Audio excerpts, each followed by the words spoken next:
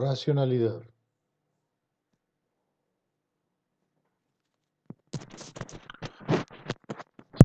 Con el tema de la racionalidad y cómo lo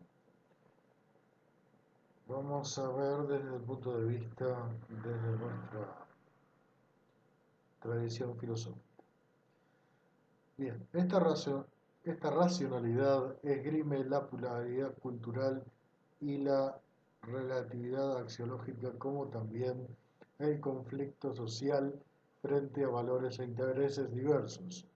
La racionalidad sustantiva promueve la multiplicidad de cosmovisiones del mundo y la posibilidad de adoptar distintas racionalidades y no únicamente una única racionalidad.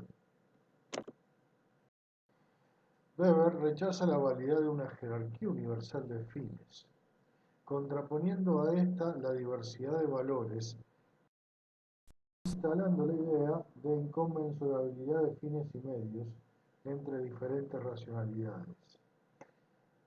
Inconmensurabilidad, recuerden, es sin medida en común, y que lo toman los filósofos siempre del teorema de Pitágoras, que la hipotenusa del triángulo rectángulo es inconmensurable con los lados, o raíz cuadrada de 2, no tiene medida en común con ningún lado.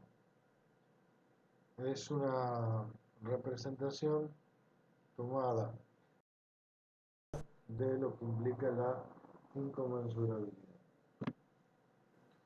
Weber intenta aprehender a los sistemas sociales e intelectuales dentro de sus rasgos singulares, abriendo así al análisis de la diversidad cultural que, de acuerdo a Lev, caracteriza la racionalidad ambiental, a los sentidos subjetivos que definen la calidad de vida y a las motivaciones particulares de los actores sociales que defiendan una noción cultural de ambiente. En este sentido, esto yo los traje de la parte de mi libro, donde Enrique Leff, que es un sociólogo ambiental, habla de la diversidad de visiones del ambiente. O sea, cada ambiente tiene un marco de racionalidad. Por ejemplo, la racionalidad de los aborígenes de la Amazonia respecto a su hábitat y su entorno es muy diferente al del estado de Brasil, que tiene otro tipo de planificaciones, totalmente inconmensurable. Racionalización. Bien, esta es una palabra también un poco trampa, que tiene muchas veces doble sentido. Vamos a ver cómo la ve Weber. Ampliación de ámbitos sociales sometidos a decisión racional. Industrialización del trabajo social. Acción instrumental con respecto a fines. O sea, la racionalización es una distribución de la racionalidad. ¿Qué ámbitos puede alcanzar, de la sociedad puede alcanzar una decisión racional? En la escuela de la sociología hay una corriente que se llama Rational Choice, elección racional, que trata justamente de estos dilemas. Y uno de los dilemas que yo recuerdo me tocó en un encuentro discutir con un sociólogo después Gargarella, que se escribía en los diarios, en los 90 no, era el tema de yo tomo la decisión racional de entrar a mi casa y prender la luz. Pero esa es una decisión racional. Pero al prender la luz hay un ladrón que estaba oculto en mi casa y me ataca. O sea, una acción racional deriva en una acción irracional. Son algunos de los dilemas epistemológicos que se plantea la sociología. Organización de trabajo social es que, bueno, la famosa era industrial trajo una nueva racionalidad. O sea, el famoso carpe diem, que en latín quiere decir aprovechar el día.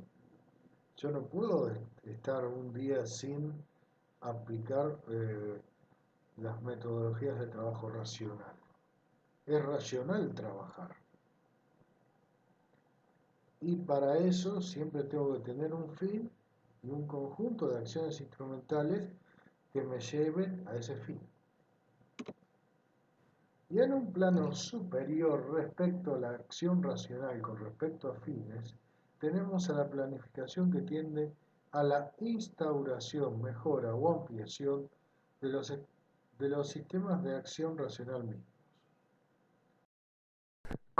Incluye la mediatización de la racionalización, que busca extenderse temporalmente para perfeccionar y optimizar los controles estandarizados para los medios viables para alcanzar fines determinados. Bien, los sistemas de acción racional, haciendo un razonamiento, no pueden ser fijos, si no, no son racionales, tienen que ser perfectibles. La progresiva racionalización de la sociedad depende de la institucionalización del progreso científico y técnico. Eso era la fe de, bien, mediados del siglo XX, que venía desde la segunda revolución industrial del siglo XIX. En la medida que haya un progreso científico y técnico, tecnológico diría yo, va a haber una mayor racionalización. Esto pónganlo en el contexto de su época, porque actualmente, sobre todo después de la utilización de los conocimientos de física teórica para el proyecto Manhattan y todo lo que vimos de la decisión racional, entre comillas, de la bomba atómica, esto es como que un homenaje al absurdo. El progreso científico-técnico es simplemente una herramienta de la ideología. Y la ideología es una parte de la cultura.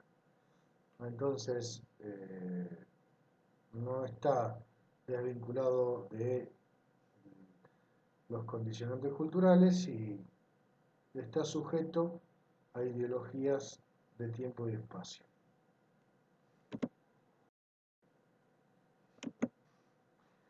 Bien, continuando con la racionalidad. Tuve la idea de que veamos desde un punto de vista terapéutico, psicoterapéutico, el tema de la racionalidad. Porque esto va a tener que ver también con su trabajo dentro de las tres carreras.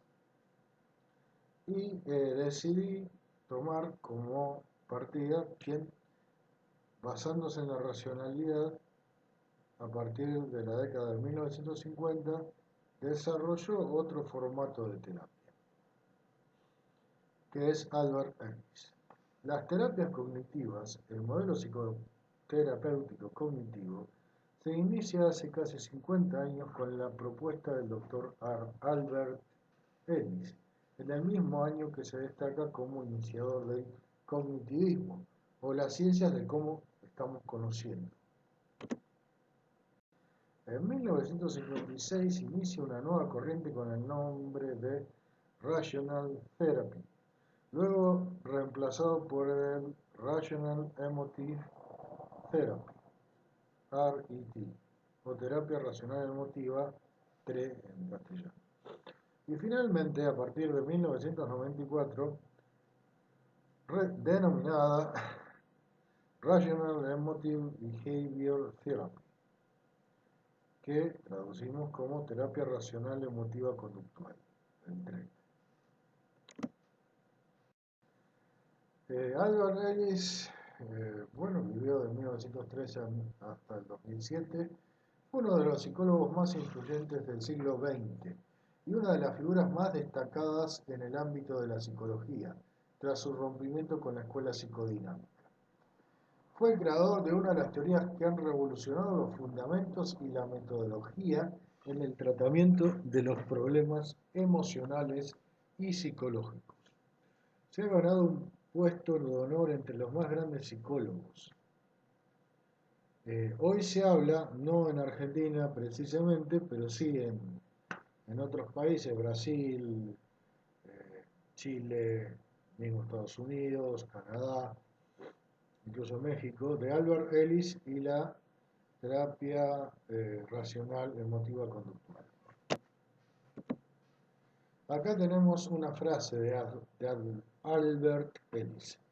Desmontar creencias para liberar, encontrar lo positivo para continuar y actuar con optimismo para ganar aunque se pierda.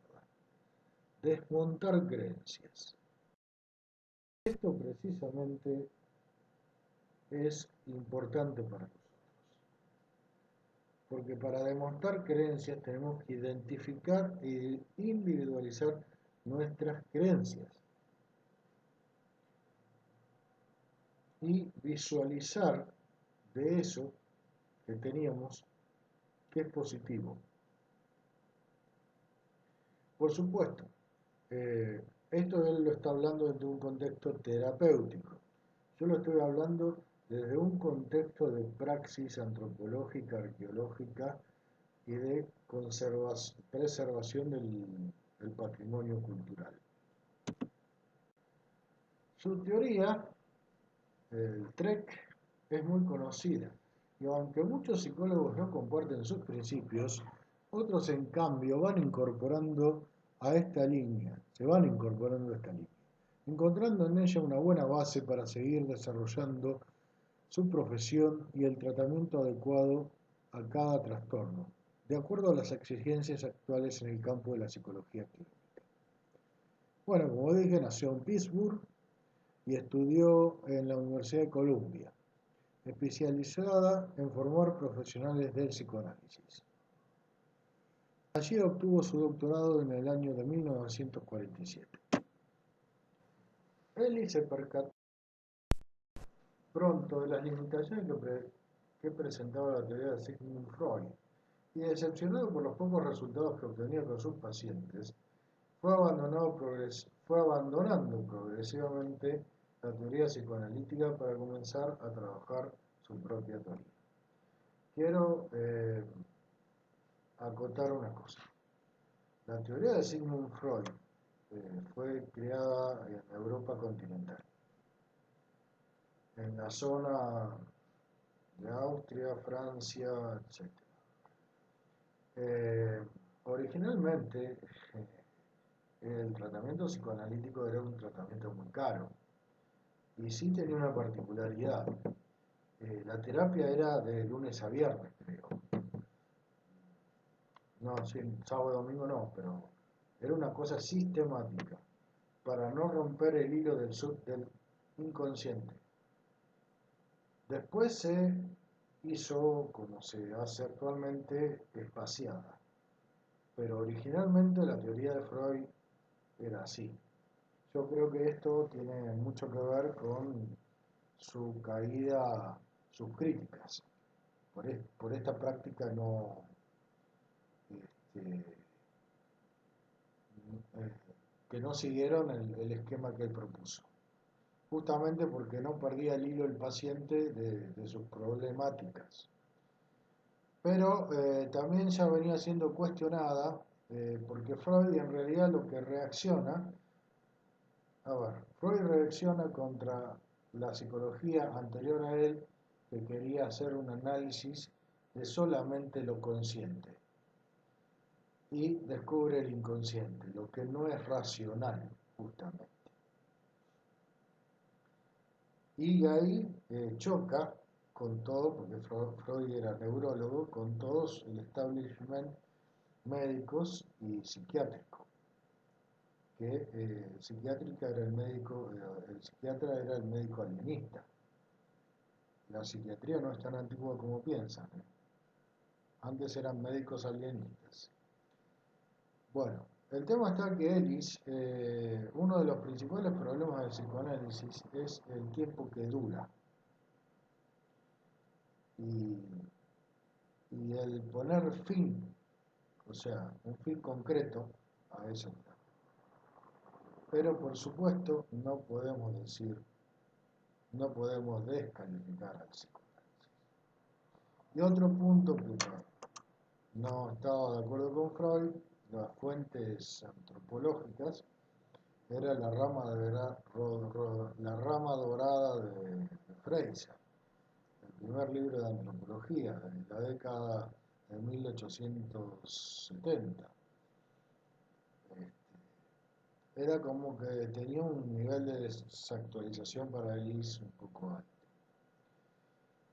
Eso no quiere decir que todo lo que planteó Freud es incorrecto. Ya por el año 1953 rompe totalmente con el psicoanálisis y comienza a desarrollar un tipo de psicoterapia que llamará la terapia racional emotiva, un tipo de psicoterapia de orientación cognitivo-conductual. La principal característica va a ser que va a ser algo muy sumamente práctico. ¿Pero en qué consiste esto? Se sabe que Ellis recibió formación en el campo de las letras. Entre sus estudios tuvo mucho que ver la filosofía, la cual serviría de base primordial para el posterior desarrollo de su teoría. Ellis consideraba que su teoría se podía resumir en la frase del famoso filósofo griego estoico Epíteto, el cual afirmaba que las personas no se alteran por los hechos, sino por lo que piensan acerca de los hechos. Y esto realmente es cierto. ¿Por qué? Un hecho X se ve en las fobias. Pasa caminando una araña. Para mí significa un animal invertebrado, perdón, vertebrado, propio del ecosistema. Lo veo con ojos de ecólogo y antropólogo ambiental. Y a otra persona le produce una fobia. Entonces, una fobia, un ataque de pánico, etc. Entonces, esto es clave. Las personas no se alteran por los hechos, que era lo que yo les decía. ¿Cómo acoto un hecho? Sino por lo que se piensa de los hechos.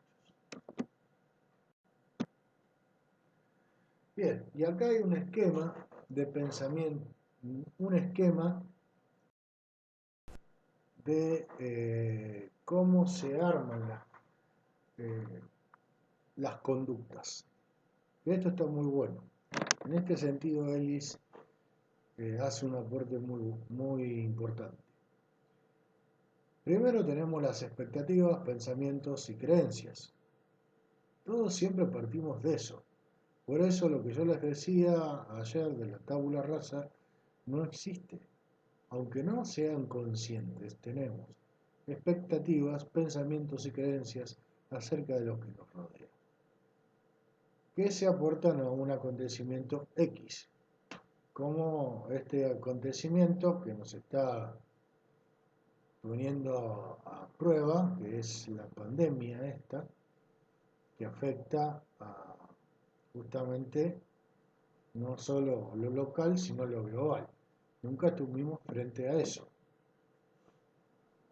El acontecimiento es lo que acabo de hablar. El pensamiento e interpretación del acontecimiento, los sentimientos que me producen el acontecimiento y de ahí paso a la acción. Este esquema es muy útil para ver las fases en que se separa la forma de actuar en el mundo. Albert Ellis consideraba que los problemas conductuales y emocionales podían tener su génesis a partir de sus tres fuentes, la del pensamiento, la emocional y la conductual. Enfatizó en cómo los pensamientos inciden en las alteraciones psicológicas. Ellis, en 1995, afirmó que las personas son en gran parte responsables de sus sentimientos perturbados, que son generados tanto consciente o inconscientemente. Por ende, esas mismas personas disponen de todos los recursos para poder modificar sus pensamientos y traer a sus vidas estados duraderos estables. Bien, esto es lo que yo comentaba ayer con los estados ampliados de conciencia, que son una herramienta para cambiar esto. Las personas, si un color la pone nerviosa, no es responsable el color de una pared o lo que fuera. Es la significación que le da ese color. Bien, esas personas no están eh, discapacitadas para modificar sus pensamientos y traer a sus vidas estados duraderos y estables. El tema es que en nuestra sociedad no nos dan las herramientas, salvo el psicoanálisis, que en alguna medida aportó bastantes herramientas con todos sus problemas o falencias epistemológicas que él encontró para modificar eso. Es clave en esto la autorreflexividad, que es clave para las tres carreras. La capacidad de autorreflexividad. No nos dan herramientas para eso, nunca. No nos forman para eso. Nos forman para seguir protocolos y para seguir pautas de conducta que son socialmente aceptables y parte del sentido común, y eso es ser racional. Pero no nos dan herramientas para calibrar nuestra propia racionalidad. El A, B, C de la teoría. Las personas no se alteran por los hechos, sino lo que piensan por lo que piensan acerca de los hechos. Sintética y gráficamente, Eddy resumió su teoría en lo que denominó el ABC, recordando que entre A y C siempre está B. A, ¿por qué? Por Activating Event.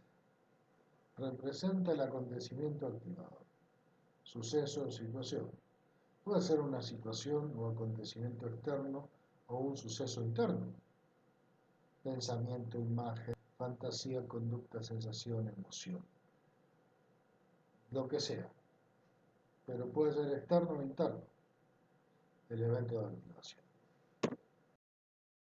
B. Por Belief System. Representa en principio al sistema de creencias, pero puede considerarse que incluye todo el contenido del sistema cognitivo.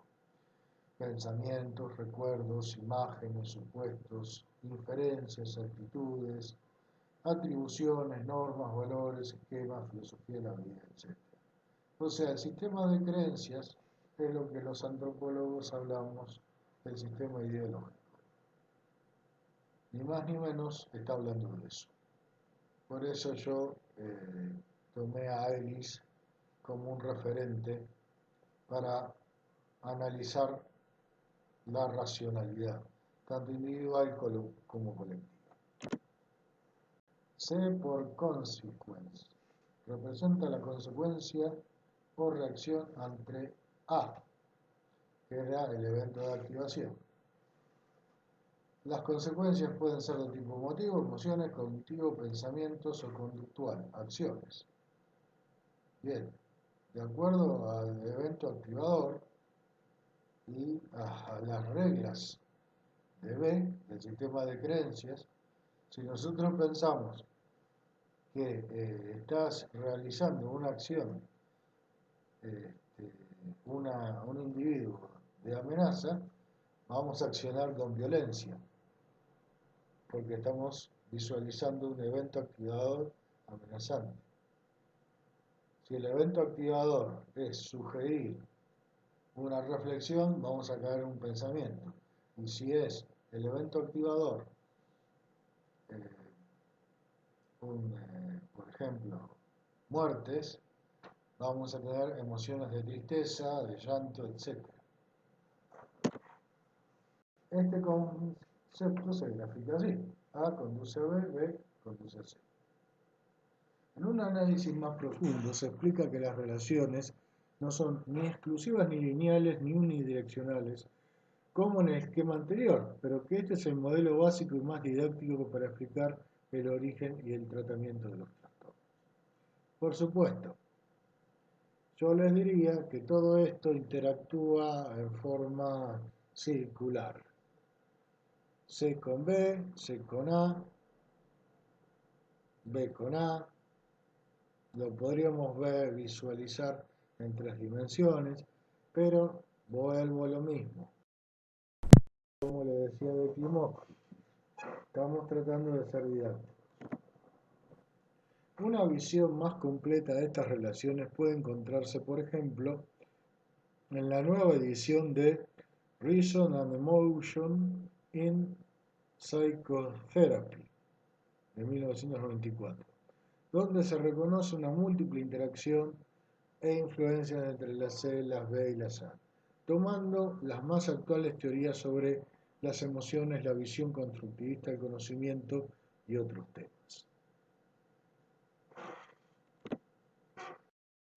Acontecimiento se considera como lo percibido por la persona y en cierta manera creado o construido mediante su selección, inferencia, supuestos, sistemas de atribución, etc.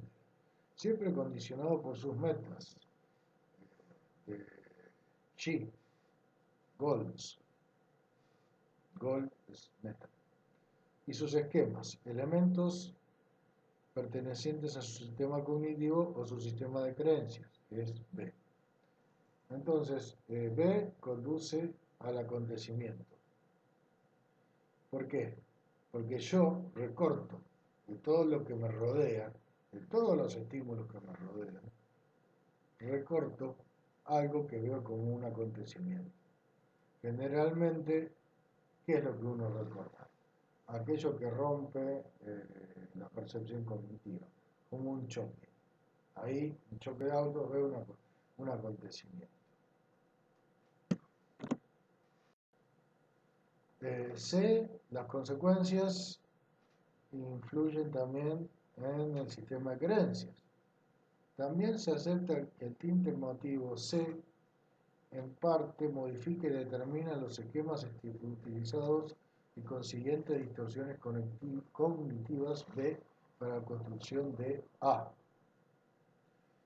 Bien, acá está explicando, por ahí como son letras se pierden, pero está explicando que todo interactúa. O sea, no es una lógica lineal, no es una lógica aristotélica, sino es una lógica de feedback, de retroalimentación continua. Por eso les decía que era didáctico ese esquema ABC. Las consecuencias, o en este caso está hablando de emociones, y conductas modifican directamente las situaciones. Claro, va a modificar el evento de activación, que puede ser, o sea, la reacción ante un individuo violento va a modificar el evento de activación que fue una actitud violenta. A sobre C. Además, existen estímulos A que en un primer instante de activación generan una respuesta condicionada a C, que recién luego puede ser procesado por el sistema cognitivo. Por supuesto, esto es dinámico, no es una cosa lineal simple. Las consecuencias C. Con respecto a las consecuencias o reacciones, conductas y emociones, eh, esta terapia distingue entre las apropiadas, funcionales o no perturbadas, y las inapropiadas, disfuncionales, perturbadas o autosaboteadoras. Bien, acá estamos hablando de sociopatías, o sea, robos perturbadas, insomnio, bueno, todos los problemas que se conocen, autosaboteadoras, el autosaboteo muy de moda, no sé qué tal de moda estará ahora, es la anorexia, por querer obtener, por el sistema de creencias, que existe un solo modelo de cuerpo femenino, entonces se autosabotea el acto alimentario. Bueno, ahí divide las consecuencias. Las emociones o conductas disfuncionales se caracterizan por causar un sufrimiento innecesario o desproporcionado con respecto a la situación, llevar o implicar comportamientos autosaboteadores, contrarios a los propios intereses u objetivos. Es cuando las personas dicen, pero ¿por qué soy tan infeliz? Tengo una vida tan infeliz. Y llevan casadas con otro 20 años y por una razón u otra hay un problema de incompatibilidad, pero el sistema de creencias o sistema ideológico prevalece, entonces no rompe ese vínculo, esa conexión que la hace sentir que es un autosaboteo, o permanece en un trabajo que no le permite tener una tranquilidad o una paz necesaria para vivir y sentir que vive en forma tranquila y serena. Dificultar o impedir la realización de las conductas necesarias para lograr objetivos propios. Bien, esto tiene que ver con que impide que la persona pueda desarrollar los medios instrumentales para conseguir los objetivos que los benefician. Están asociadas a demandas absolutistas y otras distorsiones cognitivas. Concepto fundamental de esta teoría que se describe más adelante. Lo que yo les hablaba de las verdades absolutas, que las verdades absolutas, hasta en forma personal, son tremendamente dañinas, porque las verdades absolutas se vuelven fósiles, creencias fósiles, que con los cambios de las épocas y los tiempos son útiles.